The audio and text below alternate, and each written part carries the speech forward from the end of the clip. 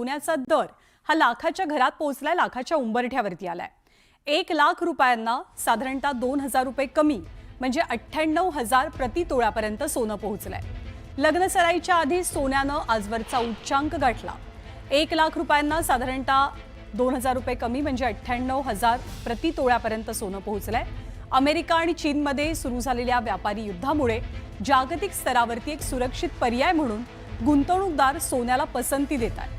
चालू वर्षात जानेवारी महिन्यापासून सोन्याच्या दरात 18,710 रुपयांची वाढ झाली आहे। चांदीच्या दरात सुद्धा मोठी वाढ होतीये।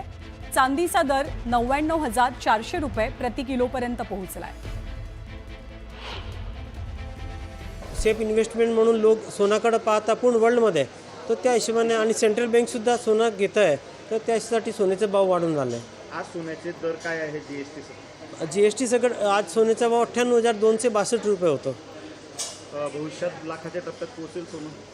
100 ज्या हिशोबाने भाव वाढ चालू आहे त्या हिशोबाने लवकरच लाखात टप्प्यात पोहोचेल असं वाटतं मला।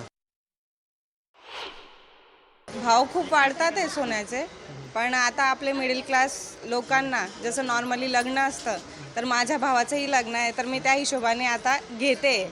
मला घ्यायचं होतं 4 तोडे, पण आता मी 3 तोड्यातच समाधानी करते। इथे आल्यावरती लक्षात आलं की सोन्याचा भाव 98,000 क्रॉस झालेला आहे।